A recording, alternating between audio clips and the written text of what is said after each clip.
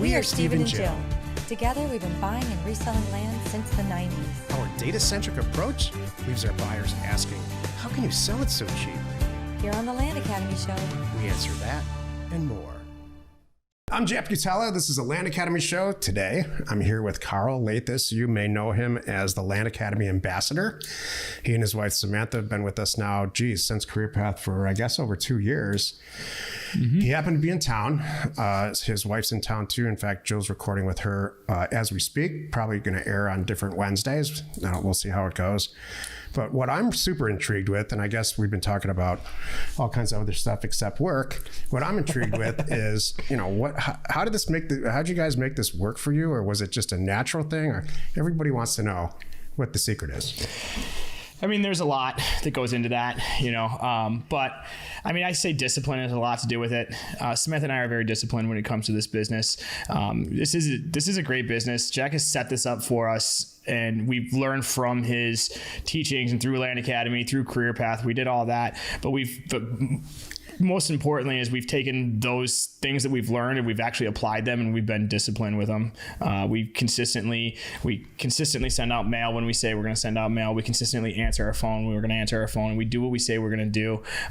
We've learned all the subtle nuances that make this business profitable and doable and easy, and we focus on those, and we don't get distracted very often from those. So I think our discipline towards this craft, towards investing in land and towards building this business has really been pivotal for us. I mean, you came to this with entrepreneurial experience and corporate experience under your belt already, right? Yeah, absolutely. I started my construction company. I own a construction company. I started that when I was 25 years old, and we built that business. I've said it a million times, but when I started that business, I couldn't afford extension cords. We couldn't afford to make a singular mistake, and we built that business from the ground up, and it's been great. After that, we moved into real estate, buying and selling houses, flips, you name it, the nightmares. How'd that go? Yeah.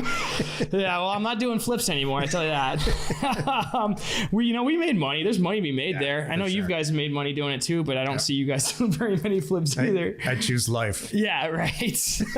But, we've built a rental portfolio that we're proud of, and we still do own and operate. But when we really did come across this land, and how this business works, it resonated with us. The data aspect of things. Samantha is just, as you know, just wonderful at that. Yeah. I have so much faith in the way she aggregates our data and the way that she sends out our mailers. I have so much faith in that process that it really helps me do what I have to do, because I do a lot of what Jill does. I answer the phones, and I use that on that part of the business. And it's nice to have faith in my partner who is really getting out the mail so consistently, and I have faith in what she says we could pay for the property. I know, that's somewhere where we need to be.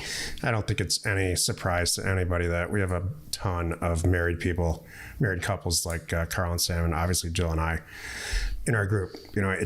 I can't imagine doing. I did this for a really long time, for decades without Jill, and it was a whole different. You probably do you run your construction company by yourself entirely, or does she help you there too? She does the books.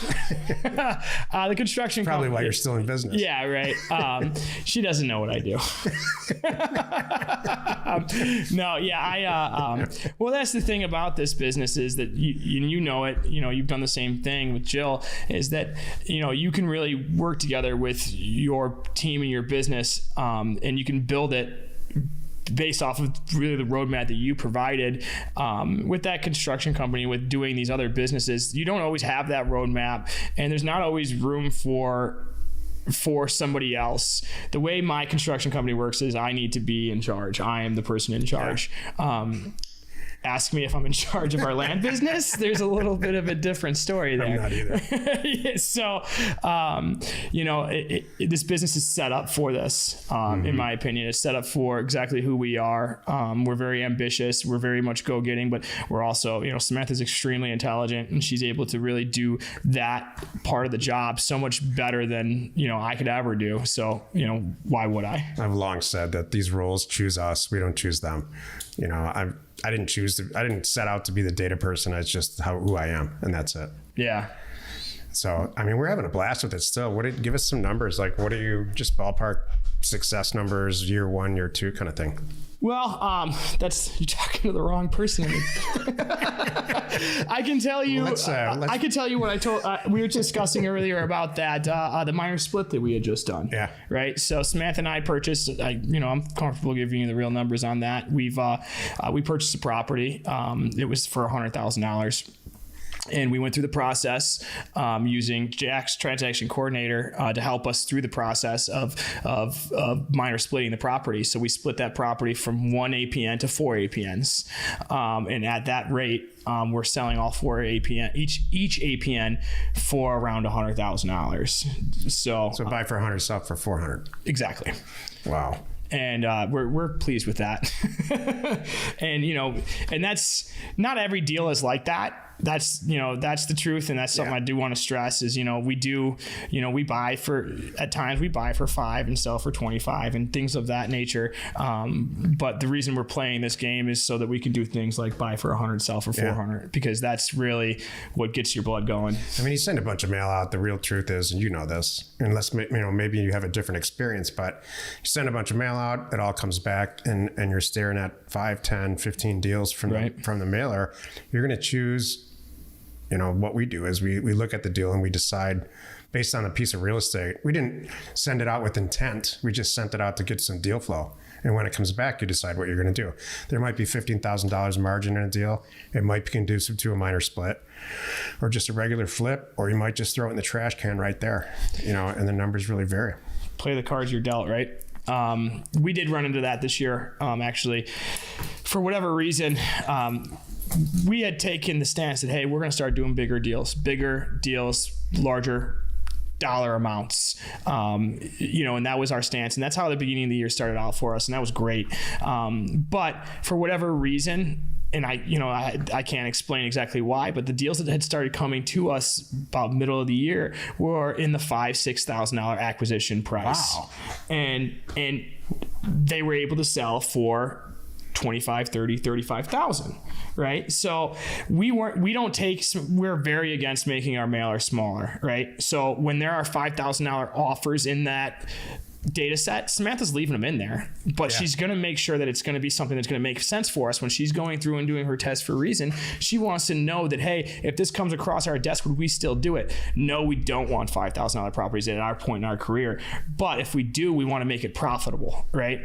And so I trust what she does. So when I get these deals that come across my desk, we inevitably purchase them. And, I'm not going to pass that up. We play the cards that we're dealt because of that. And we had a great year, a wonderful year. But the beginning of the year, larger properties. At the end of the year, larger properties. For some reason, right in the center of it, we were just hit by, these smaller properties. But, we did great, and I'm not complaining about it. It was wonderful. Every time I have to systematize everything. Every time I do a deal, I multiply it times 12. So on your minor split deal, buy for 100, sell for 400, you made 300 grand, you do 10 of those, you're gonna make $3 million. If you can do that in a year, that's spectacular. It usually doesn't happen that way. But if you do, and there's no bad news in any of this. If you buy for 5 and sell for 25, you're making 20 grand, you do 10 of those, or 12 of those, it's over $250,000 in profit. So right. I'm not here to simplify it, just like you said. There's a lot of work that goes into these real estate deals. There's not a lot of work, I don't think, in setting the mailer up, setting the systems up, and getting the mail out there and getting the deal flow in. But there is a lot of work. It seems like more and more as time goes on, and getting these deals done. Are you guys seeing that with title companies and real estate agents on the sell side and all that stuff? I think getting the deals done, we're not seeing it in our business. We're blessed. We're a part of Land Academy, and we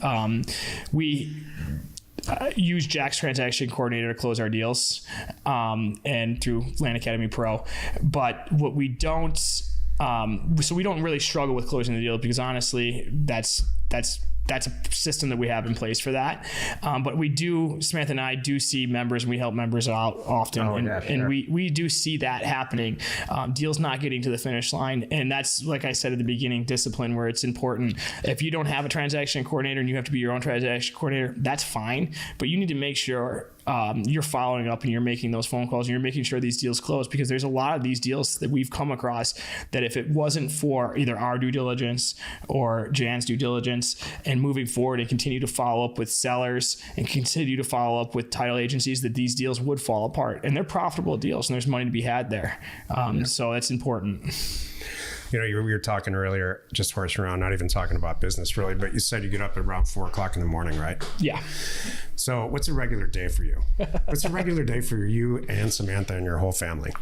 Well, so I wake up early. I've just always been that way. I usually wake up 4:30, and I have to run my construction company, and that's really when I do that. I set up everything. I set up all my systems and get everything ready for that. I'm usually down in my office working for those hours because, quite frankly, any phone call that's coming through from the land company at 4 a.m, Pat Live can handle it for me. Just those are typically, I found that those are the calls that don't really need my attention.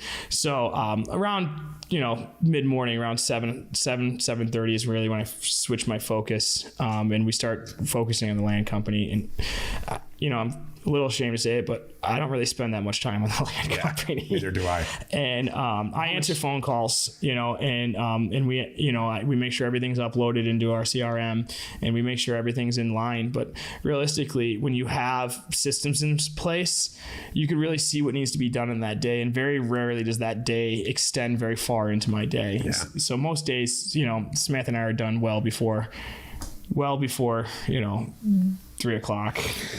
I just think that's a trait for an entrepreneur and somebody who is a systems person. I'm sure you are. I spend 90% of my time on Land Academy or on the mailing company offers to owners, and maybe 10% probably end up in the bitter end, 5% of my work hours on buying and selling land or whatever we're buying, mobile homes or houses or whatever. So, Jill and I have been saying this forever. If we only spent time buying and selling land, if that's all we did, oh my God, our numbers would be staggering, and they're pretty good now. So what I hear you say is it all comes down to time management, and organization, and consistency. Yeah. Honestly, I bet you're more consistent than I am. I don't get up at the same time every morning and do the same thing. I do what's in my calendar because I set it up that way, but it's not the same thing over and over again at all. I've been a man of habits my whole life. That's how I am. Good. That's how I've always been. And Samantha, she has her mailer Mondays. She makes sure she gets a mailer out every Monday. That's what we do. Wow.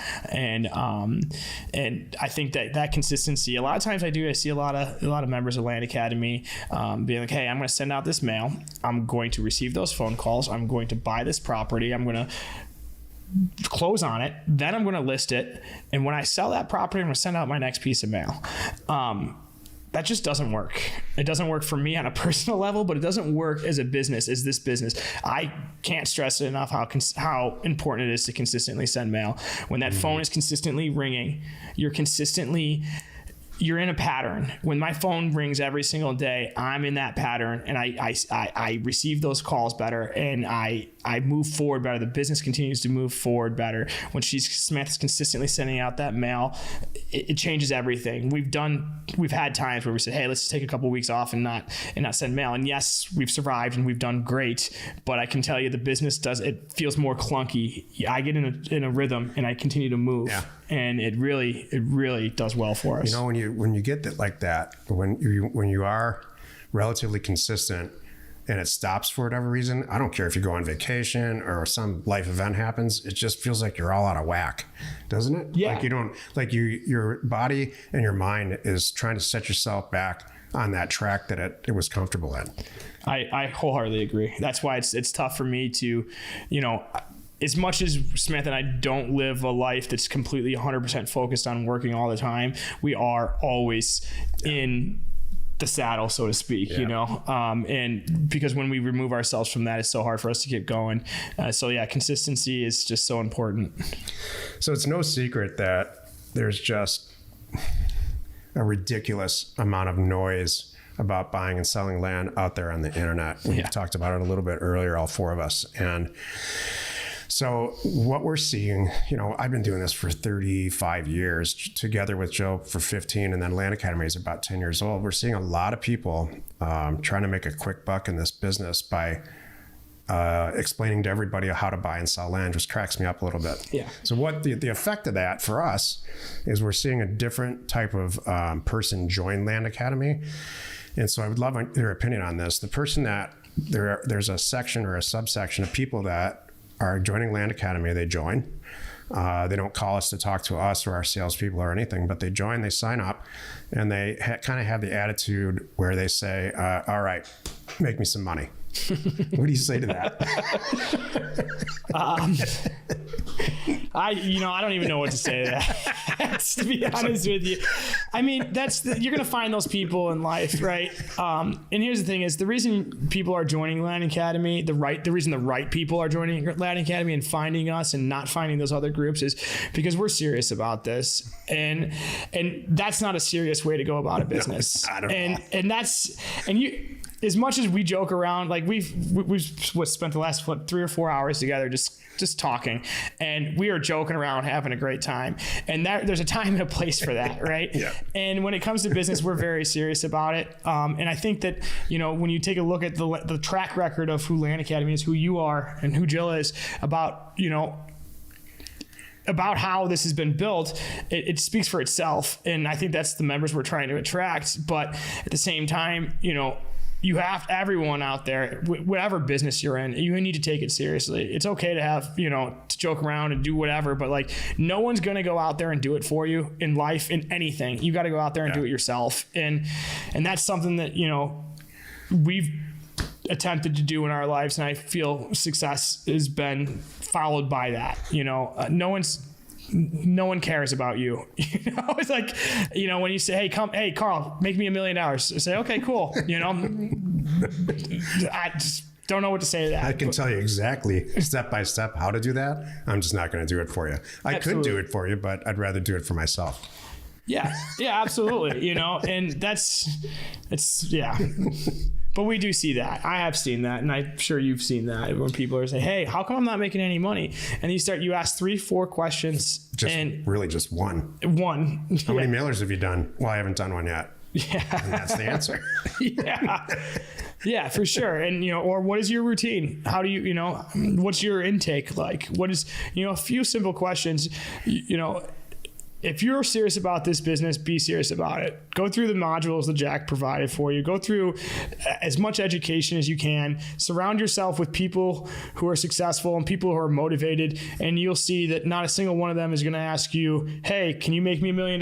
No, they're going to go out and they're going to do it. Yep. And this group here is, we have pretty great group here, and there's a lot of information out there. If you're not going to educate yourself and be a part of it and help yourself, no one could help you. Yeah. I mean, it's self-study. The primary, there's a Land Academy. I'm not selling anything here at all. Land Academy caters to a lot of different levels of commitment, let's call it. Yeah. And the self-study program, which is our most popular, is probably because it's the cheapest, has the lowest success rate. The highest success rate comes from a program we have called Career Path. Yeah. In fact, that's how I think you started. Didn't you start in career? You know what? Tell that story. That's a good story. Well, it circles back a little bit further than before I joined. I met a member who's been a longtime friend of mine. I'll just call him Mike for now. I'm not sure how much he wants his name blown out there. But Mike, you guys were starting the Career Path. It was an earlier career path, and he knew Samantha and I, and we'd been investing for a while. We hadn't done a land deal, but we'd done lots of real estate deals.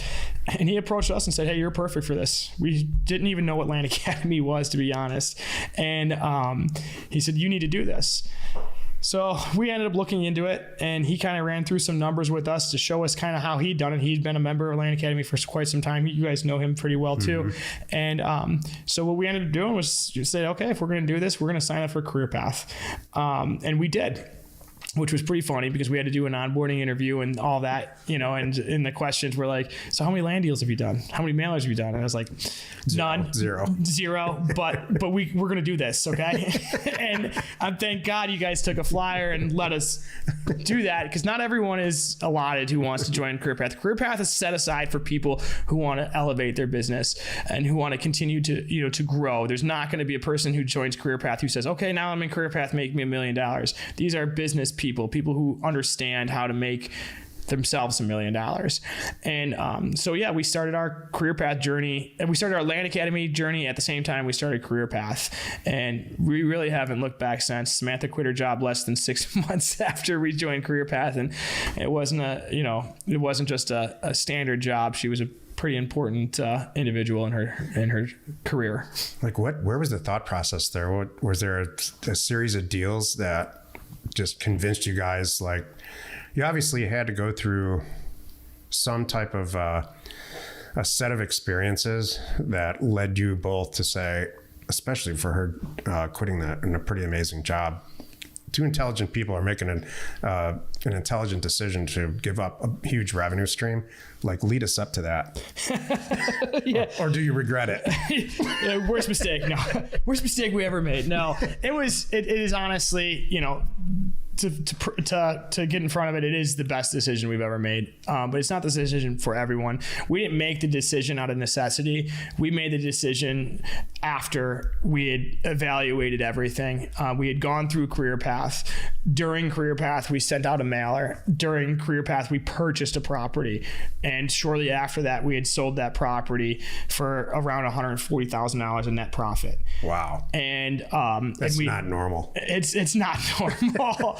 And then at that point, we had several other properties in escrow on the purchase side as well. And we decided, and we took a look at it, and we realized what a lot of members, what you've realized, what Jill realized, that, hey, this works. There's no doubt about it. I remember when I first started this, everyone kind of has that thought, and we don't really get that question that much anymore as things have progressed. But people ask, does this really work? Yeah. And proof of concept. You proved the concept to yourselves. Yeah. You didn't watch somebody else do it like us or anybody else. 100%. And we proved the concept, and we really realized that, hey, this is something that we are good at. I will say that we have natural ability to navigate this specific business. We're set up for it for whatever reason. We're blessed for that, and we also put ourselves in a position where we can cultivate our abilities to increase what we're capable of achieving.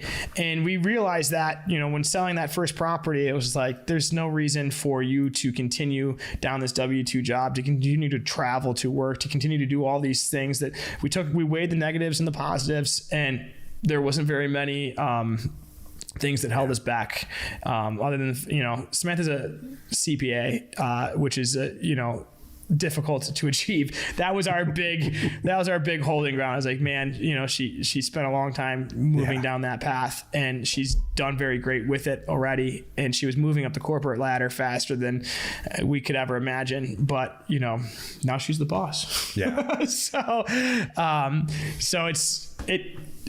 it was an unusual path, but we proved the concept to ourselves, and we knew that that's what we were going to do. And realistically, it's, the best decision I think we've ever made. Did it ever cross your mind, closing those original deals, that it was a fluke? And that, because I've had this happen before. We closed a few great deals right in a row, and I'm like, wow, I'm not sure we're going to repeat that. And then it happens 6 months later or so. Did you have that talk with her? Like, this might have been just a weird, strange experience, and how are we ever going to get back? No, I understand that thought process. I think you even said it to me though before, is, if you continue to produce, and now this is fast forwarding a little bit, but if you're able to continually do something and be successful at it for 2 years, you have a successful business, right? For sure. I've had my fair share of struggles.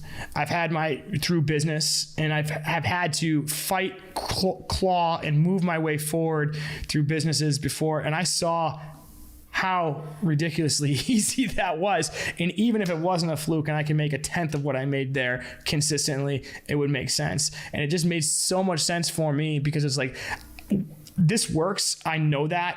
I'm in a community right now. I open up Discord and scroll to success stories, and then reach out to those people and say, hey, can you tell me a little bit more? I guarantee you that they're going to respond to you and help you and talk with you. And I did some of that. I reached out to people in my career path. I reached out to other people and just said, hey, how is this going? And you had Mike helping you too. You were probably asking Mike questions too, right? Absolutely. Yeah. And Mike's been a resource, and we love Mike. He's been great for us. And we immersed ourselves into it. And at that point it was like, this is, even if no deal ever becomes as good as our first deal, which is a crazy first deal to be able to have, it's still going to work. And I know that. What are you working on now? Do you have anything that's just come across through the pipeline really recently that you're excited about? Well, was excited about was one, but we've moved on from that. So we purchased a property, and we kind of took backing up when I say staying focused. This is why you don't move down the path that we all end up moving down, just thinking about it at least. And we purchased a property it was around $30,000, and it was a commercial property. And we ended up just, on a whim called the county, and was, we usually call the county, and just asked them what we can do with the property. And one of the things they listed off was boat storage. And they said that, like, yeah, because they want boats. Because they want it. They want it. It's on a lake, right next to the lake, and they're out of boat storage, and it's a small community. There's not a specific zoning for that, is there? No, she started rattling off. She said the zoning, and she started rattling off, and the first thing she said was boat storage. And I said, man, boat storage sounds cool. Hell yes. And so we started moving down that path, and we realized that the return on our investment wasn't where we wanted it to be with building a facility like this. And so we were really excited about that. And now we're excited because we're listing that property for $150,000. There you go. And that's the return on investment you want. That's the return on the investment we want.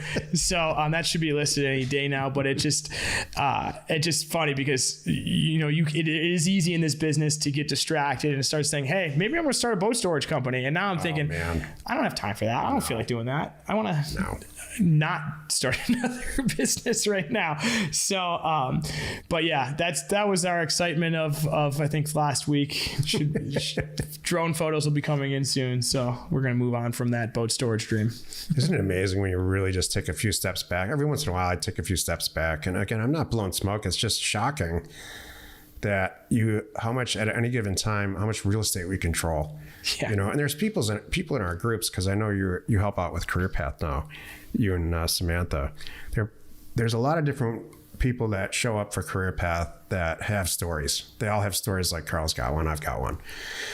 And what they bring to the table is so very different sometimes than the way that we do it. Like I remember the last Career Path, we had a wholesaler in there that would just send out hundreds of thousands of letters at a time. And he'd mail the entire state at a time. Ass backwards into money, And then I saw him in the chime in the success stories. There's a big run of success stories in the Land Academy Zips Discord, because it was the end of the year and then the beginning of the year, and so we're all kind of going to try to hit our numbers again this year. So, but he said, he did not have the year that he wanted to have. He made a ton of money, tons and tons of money, but I was a little surprised to hear him say that after all the stuff that he brought to the table at Career Path. Were you surprised? Honestly, no. And the reason why is, we've talked about this before a few times of how important it is for us to control the deals. And I was surprised at how much money he was making. And he's a great guy. And I think he's going to do great. And he's so smart. He's, and so motivated. But Jill talks about it all the time. When people say, hey, I'm going to wholesale this deal, Jill, she pumps the brakes, says, hey, if this is a good enough deal, let's close on this. Let's make this deal our own. And his problem specifically, if you really want to get into that on Discord and read it, was that he wasn't able to find a buyer before his contract expired. And if you look at some of Samantha runs those reports with the days on market going up and down on the trending reports that she does. If you have a contract, if you're confident in the deal, we close on the deal, we buy that deal. If you're not confident on it and you're going to go through a wholesaling situation and days on market say increase due to maybe something crazy happens, like someone increases the interest rates or something, and days on market jump up, you're going to have a divide. Now you're going to have this situation where you have a property under contract where you don't own it, but it's worth $30,000 more than you have it under contract for, but you're not able to quite find that buyer within that short frame of time. Deals can fall apart. And that's why I see a issue with that wholesaling model.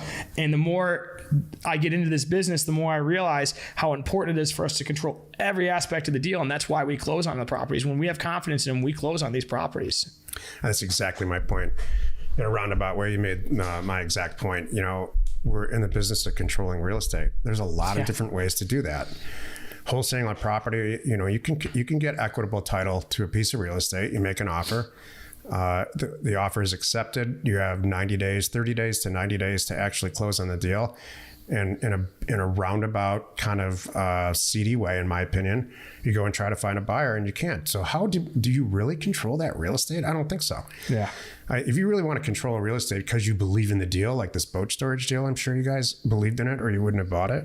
You just buy the thing. It's not a matter of, I don't have the money though, Jack. Come on. There's tons and tons of people, us included, who have a lot of money and a lot of knowledge in this industry within the Land Academy group that are going to fund your deals. And so I don't understand the wholesaling model. I think I've never done it. I understand that I really think in the end, wholesaling sings to two types of people. There's two things that are really attractive. Number one, you don't have to put any money into it. That innately concerns me. I don't like to do things for free. I'm not a person who searches around the internet for 2 hours to try to find the free version of an app when I can spend $3 on it. I just think free is bad, number one. And number two, I think there's there are a huge element of investment / entrepreneur wannabe people that think that you have to halfway or sort of underhandedly accomplish something without doing it above board to make money. There's always been this like that, the whole organized crime. Those people are rich because they cheated. That's just not the case. We have a packed group full of really affluent people that have made money in real estate above board, and so it's sad. Yeah, wholesaling is it's just, I would rather do half the deals that I could do if I were a successful wholesaler and actually buy the property and sleep at night and resell it. Yeah, absolutely. I mean, back to the boat storage deal, we purchased that for $30,000, knowing very well that if we move forward with a boat storage or if we sell the property, which is what we ended up with the direction we ended up going in, we were going to be successful at it because we had confidence in that deal and we controlled every aspect of it. I couldn't imagine if I put that thing under contract and try to list it and just watch that thing fall apart. Well, what you would do is probably try to sell it for 40. Yeah, Buy it for 30 and sell it for 40 instead of buying it for 30 and selling it for 150. What's going to happen because you control it? Because you're not calling the county. You're not doing all that kind of stuff when it comes to these things. And if you are, I mean, I don't know. I doubt it. Yeah, exactly. We own that. We own that property. We were able to really own the scenario around it because that property wasn't worth what it was worth being sold as a piece of residential raw vacant land as it was perceived, because that's not what the city planning had in mind for it. And now it's on the radar. And that's why, we did the legwork on that. What's next? What are you guys, what are you trying to improve on in 2024? We're always trying to improve on everything. That's a hard question to throw at me, but that's why I'm here. What is next for us? We can talk about working with your spouse if you want. Or is that what you're going to work on this year? Yeah, we're going to work on that. No, I mean, so Samantha and I we're moving into our third year in this land investing business. This is the year that we're really wanting to start to narrow down. Last year, we really narrowed down our processes. We got into the CRM. We, Airtable is what we use. Any of them, we use. We really narrowed down a lot of our processes so they're streamlined and more efficient. And so moving forward, I'd like to really hammer that out because it is nice to you used to preach about this is a business that you run from the back of your boat. That resonates with me. And when you have systems in place, when you have when you've done the things that you need to do, that's possible. And it's not possible to run around like a chicken with your head cut off, answering phone calls, writing down, offer ID numbers on a piece of paper and then say, I'll call John back and put it on a Post-it note. You can't operate your business from a distance. And we really do want to be able to operate our business at an arm's length to do quality work, but to be able to be consistently operating this business at a high level, you need to have systems in place, and we really want to, I guess, test that water a lot more. All right. So you're improving on your systems. Yeah. We're just increasing our volume. That's it. Volume of deals, or just volume of mail, which will have a direct effect on the deals that we do. But we've been, to our fault, we have been over selective on the transactions that we do for probably the last 3 years. And so I would like to put some channels in place where we take a fantastic $15,000 profit deal and send it to somebody in our group. We're trying to figure that out, because right now we'll pass on that deal. We'll pass on it, and we will just say it just doesn't fit our acquisition criteria, instead of sending it to somebody else. We're trying to do that. We haven't done that in the past because it ends up, for whatever reason, and I'm sure you can attest to this, it ends up coming back to us somehow with work that we have to do, like selling a car to a friend. Yeah, it just, for whatever don't ever do that. For whatever reason, selling a car to a friend because you think you're doing something good for them is going to come back to you somehow in a negative way. Yeah, people are laughing on the other side of the camera right now. Yeah, I'm laughing. Ever sold a car to your friend? You know what I'm talking about, because they're not your friend anymore. That's interesting. No, I mean, yeah, that's so. Expanding the amount of deals that you guys are doing, are you expanding the areas that you're going to? No. And I'll tell you why, because we've sent millions and millions and millions of offers out. We've got about 4 specific areas that we work, and they've always been good to us. Okay. So a little bit about how Samantha and I send mail. We don't work 4 specific areas at a time. We do, but Samantha, we enjoy finding new areas to mail. It's like one of our favorite things to do, and we stay. I guess we stay in a regionally. We stay in areas, but we move around quite a bit. And that'd be something to look into if we should start to narrow down our area, because it is nice to work in the same area when you have your resources in place. That's what it is. Yeah, that's really one of the reasons we have real estate agents and title companies that you trust. I mean, we ran into a few title companies this year that I can't stand. And when you're going into new areas like that, you have to find a new title company, and you don't know until you know that you picked the wrong title company sometimes. And you mail an area that you've mailed 15 times before, and a property comes back, and you could just know within seconds. In my case, because I've been there physically, in all the areas where we send mail, and I can just tell you, I know it's going to work or it's not. It's on the right side of the highway. Or nope, on the left side. Yep, we're buying it. That kind of stuff. So maybe some of it's lazy. I'm not sure, but you know what it is? I know we will hit our target financial goals if I stick to it. That's what it is. Did you see the mailer that came across your desk the other day? The one that Samantha sent you a mailer on accident. We got a couple of your letters. Yeah, Jill signed it and sent it back, but she didn't know that. Did? Yeah, it wasn't. She wrote on there, "Just kidding." It was a property you had already sold, but it was just funny. We got a signed purchase agreement from Jack and Jill, so that's nice. I didn't know that. I don't know. That's how much Jill and I talk at work. I didn't even know she did that. Yeah, it was just funny. Well, thanks, Karl. Great information, and I look forward to drinking with you tonight. Absolutely. From what I understand, the girls open a bottle of wine on their on their podcast. We're stuck doing this. Thanks. We'll see you soon.